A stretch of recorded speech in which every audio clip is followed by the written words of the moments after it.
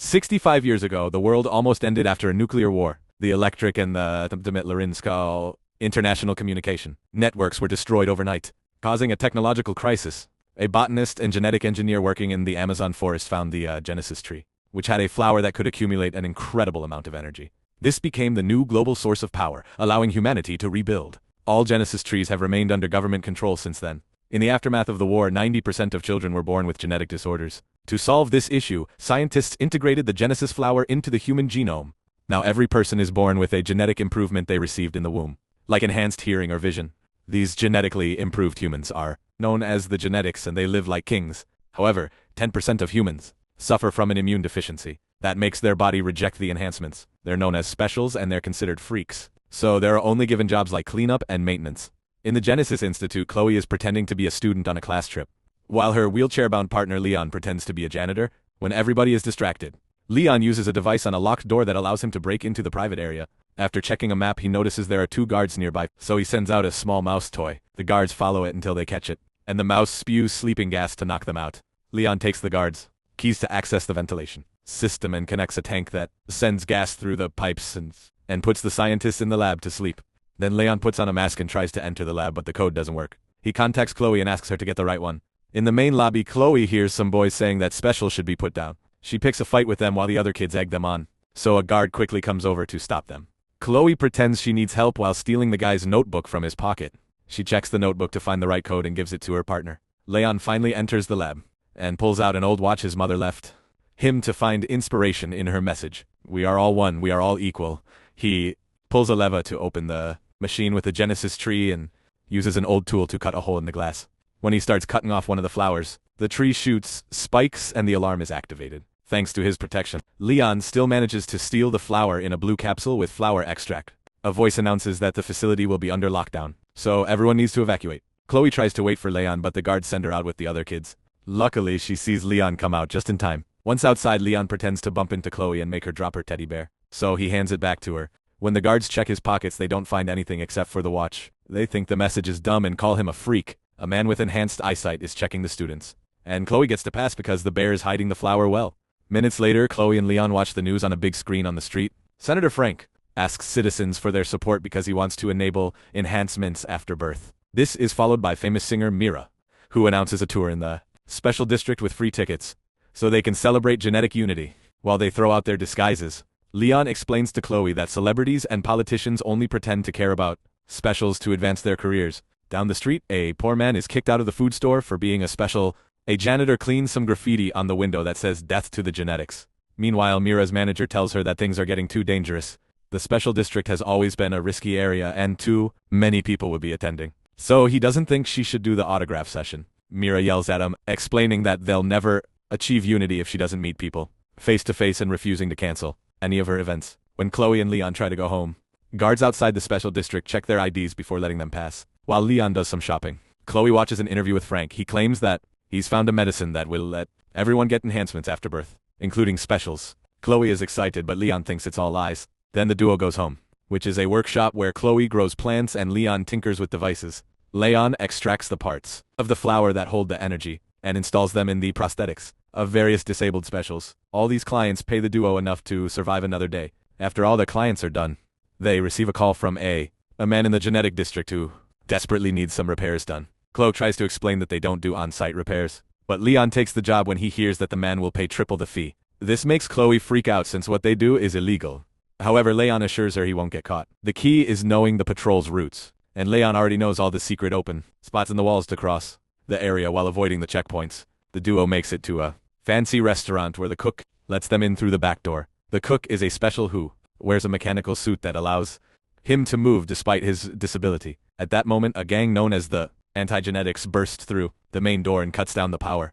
Leon finishes the repairs on the suit and the cook says he has to investigate, so he asks the duo to wait for the payment. The gang starts destroying the restaurant and beating up the genetics, killing several of them without mercy. Eventually, the room is nothing but broken tables and dead bodies, so the gang starts painting graffiti as well. The cook returns to the kitchen with a bleeding wound and tells Chloe and Leon what's happening before dropping dead. The duo tries to leave, but the back door is locked, so they need a plan. Leon asks Chloe to help him put on the cook's suit. Minutes later, 2 gang thugs enter the kitchen and only find the dead cook because Chloe and Leon are hiding while painting more graffiti. They discuss a gig that is happening tomorrow and something big the day after that. A thug has a few ideas, but the boss threatens him with a knife, saying they must stick to the plan. One of them drops a piece of paper and Chloe picks it up. When they hear the cops coming, the thugs want to leave. Suddenly Leon loses control of the suit, which forces him to stand up and throws him on the counter. The two men immediately come after him, so Leon fights them with pots and boiling water. In the struggle, the boss's mask moves and they see his face. Leon gets pushed on the counter and Chloe jumps in to save him. And then he throws flour to blind his enemies so he and Chloe can run to the exit. Thanks to the suit, he can now force the door open. And the duo finally gets to leave. Outside, Leon struggles to walk in the suit and Chloe has to help him reach an alley. The police cars pass by and thankfully don't see them. Chloe realizes that the suit leg took some damage and has to keep helping Leon so they can go home.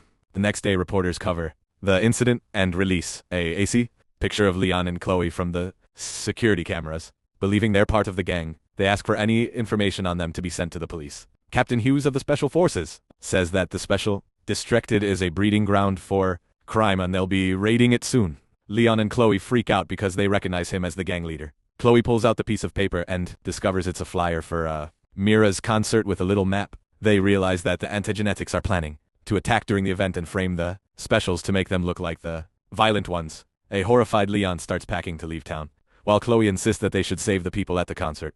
Leon points out that there's nothing a paraplegic and a 12-year-old can do. So a crying Chloe calls him out for being selfish and runs away. Leon tries to go after her, but he isn't fast enough. A flashback shows a teenage Leon breaking into his father's office to look at his file and learning that he's a special. His father caught him in the act. After remembering this and looking at his mother's watch, Leon decides he must do something. A few hours later, Chloe comes back and finds Leon working on improving the suit. She helps him put it on, and he tests the enhanced movement while explaining he plans to capture Hughes to make him confess. He grabs random objects to use them as weapons and shows off great strength by bending metal. Chloe notices that the suit has blow ears, so she runs to her table to mix some chemical agents that will allow him to arm the suit. Meanwhile, Mira is performing a concert in the Special District. The crowd goes crazy and keeps pushing the fence, so the guards have to push them back. After the concert, she tries to get on her bus when suddenly the guards attack her personal security and her manager. To knock them out, the rebels arrive in a truck and start painting graffiti while Hughes tells Mira to behave if she wants to live. At that moment, Leon shows up wearing the suit and a mask to protect his identity. He jumps from a balcony and tries to open fire. But Chloe's chemicals only cause plants to grow in his suit. The thugs laugh while Leon uses the plants anyway. A guy gets hit by gas and another one is trapped by vines. While Chloe calls Mira from a stolen car, Leon starts fighting Hughes and his men at the same time.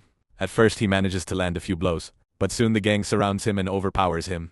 Leon defends himself the best he can until Chloe hits one of the thugs with the car. Then Leon gets in the vehicle and Mira yells in shock while Chloe drives away. They rush home and make sure to close all the doors before the antigenetics drive down the street looking for him. On TV, reporters say that Mira was almost kidnapped, but a mysterious vigilante helped her and now nobody knows where she is. She notices that Leon got hurt during the fight and takes care of the wound, explaining she always wanted to be a doctor and help people. Chloe makes a drawing of Leon as a flower hero and he hates it, but Mira praises it. After Leon tells her what's going on with Hughes, Mira says that she needs to go home because she has a big event tomorrow with Frank at the family planning center. Leon realizes that will be the antigenetics' next attack. Today they try to get Mira and tomorrow they'll go after Frank. The gang is probably against the post-birth enhancement project. Mira wants to warn someone, but Leon stops her, reminding her that Hughes is with the police. Instead, they'll make a plan.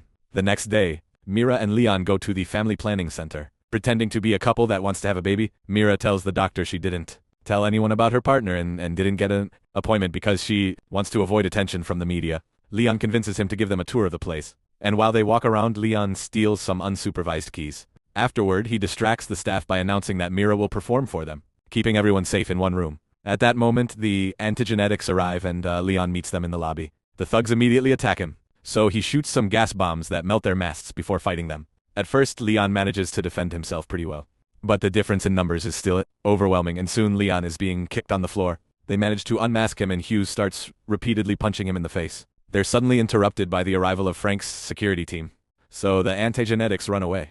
Mira comes out and explains she called Frank to warn him because she knew Leon couldn't fight the gang alone. Leon wonders why the guards didn't go after the antigenetics, and Frank says that Leon is the only thing that matters to him. It's revealed that Frank is Leon's father.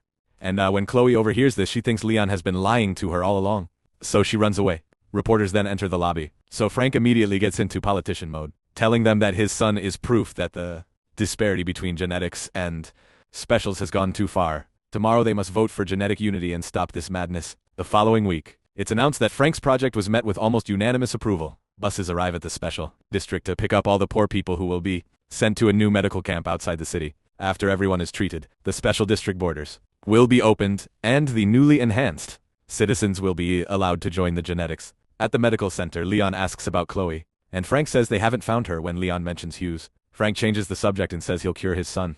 Leon points out that when he tried to cure his mother, she died.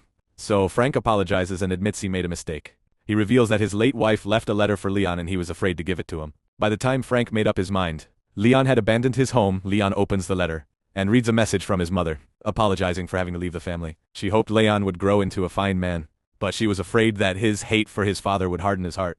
She wanted him to learn to forgive because family always stayed until the end. Leon cries but doesn't say anything. Mira interrupts the moment and takes Leon out for some fresh air. While wandering outside, Leon sees Chloe and they reunite with a hug. Then Leon tells Chloe and Mira that he thinks Frank planned the anti-genetics attacks as a way to get his project approved. They just need to prove it. Chloe gets an idea and borrows a camera from a man with an eye prosthetic. Then the doctors choose the next person to receive the treatment. In the lab, Chloe sneaks into the vents to record everything. Hughes is chatting with Frank, confirming they've been working together all along as the special is sedated. Frank explains his plan. They extract biomaterium from the donor's brain and mix it with a variant of the gene modification, creating a pure essence that will be injected into the genetics regardless of age. Frank considers this the next step of human evolution and only cares about curing his son. He just needs his suit. Luckily, Chloe has stolen the keys to the storage. The next day, Frank and the nurses come to Leon's room since it's time for his procedure. Leon reveals he's wearing the suit under the sheets and quickly captures his father before stealing the essence injection from the nurses. Frank tries to convince his son that he did all this for him, but Leon calls him a monster and leaves after locking Frank up in the room. Leon gets some ammo from Chloe and rushes to the security room. He quickly fights both guards and manages to bring them down, but one of them still presses the alarm button before passing out. Chloe connects the camera to the computer to send the footage to the police, but it'll take her 5 minutes. Before Leon leaves to join the fight, Mira kisses him. In the tent area, Hughes has arrived with his gang. Leon and the specials immediately surround them to start a huge battle. The specials are armed with ordinary things like pots and pipes, but thanks to their numbers, they're capable of keeping up in a fair fight.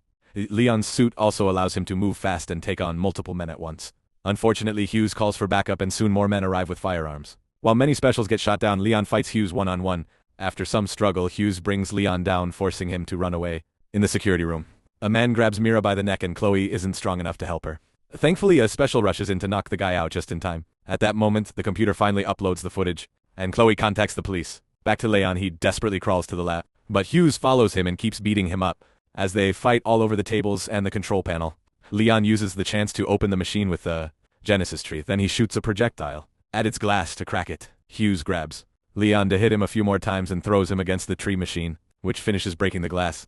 When Hughes is about to kill him, Leon rips off a flower and the tree shoots the spikes, which stab Hughes in the face and bring him down. Eventually, the police arrive and arrest all of Frank's men. They also find the syringe with a pure essence.